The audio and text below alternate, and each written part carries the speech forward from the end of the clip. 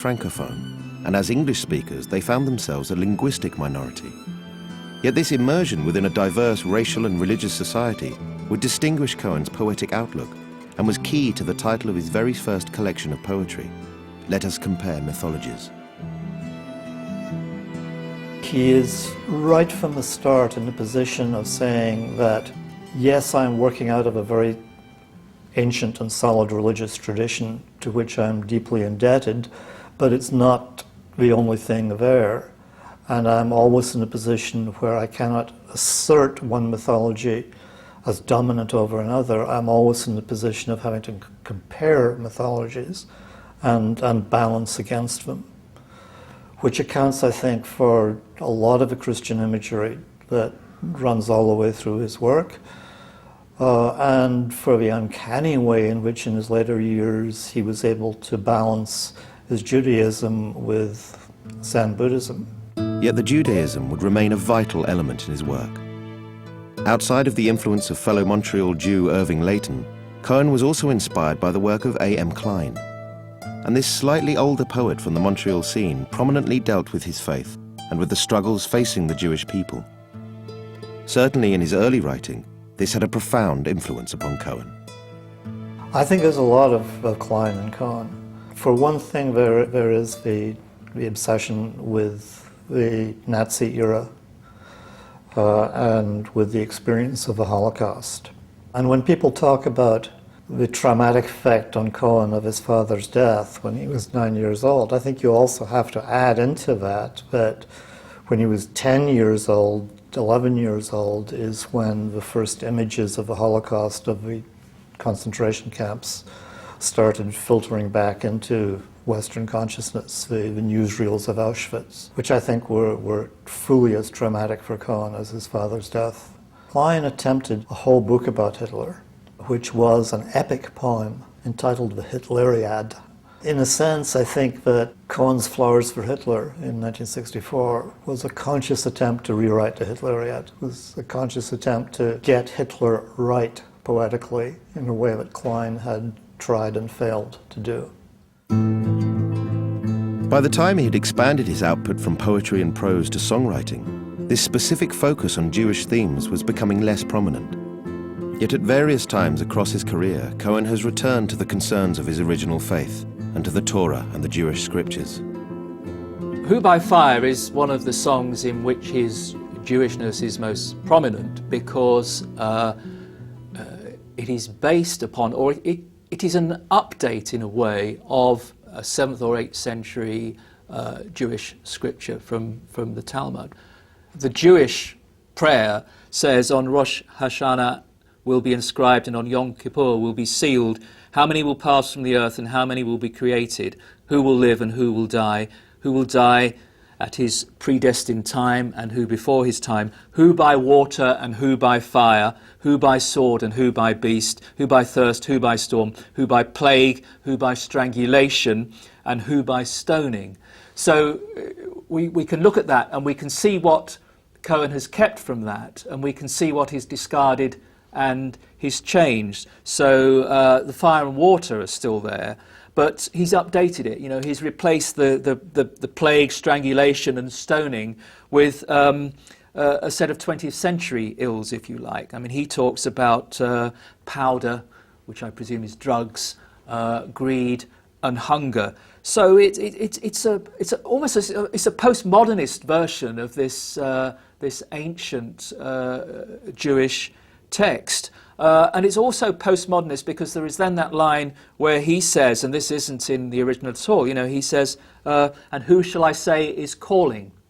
So it's as if there, you know, he's recognizing the age of skepticism, that our faith has been shaken in many ways in the centuries since the original was written.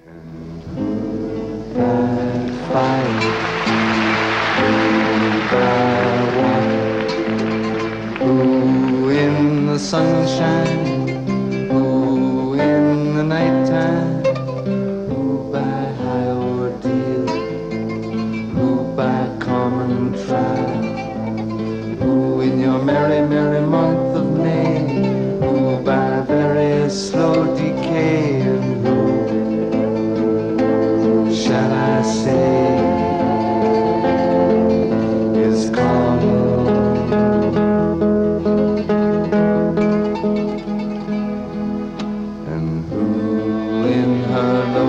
slit, ooh, by barbituric, ooh, in these realms of love, ooh, by something blunt, ooh, by avalanche, ooh, by powder, ooh, for his greed, ooh, for his hunger, who shall I say is calling? I think the Hebraic scriptures are of continuing importance to Cohen, obviously in songs like Who by Fire and If It Be Your Will, which are more or less directly inspired by passages in the Torah. And obviously Book of Mercy, which is a whole book whose form, if not quite its ethos, comes straight out of the Psalms of David and really is a book of Psalms. And it's the only way to read it is to be aware of that whole background. But he's also still a good comparative mythologist. I mean, it's the Hebrew scriptures are always in balance with something else. And although he has incorporated Christian imagery into his poetry and lyrics, and for a short time investigated the dubious cult of Scientology, it is Zen Buddhism that has been the most significant other.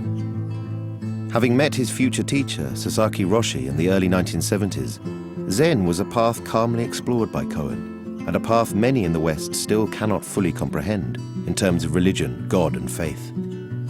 There is always a conundrum about what is religion, faith, Buddha, and how does Buddhism fit into that. The word religious studies, of course, the term is a 19th century coinage, and you find this great struggle when people started doing a sociological analysis of religion, and the initial definitions were, well, it's the cult of a god, and then they ran into Buddhism.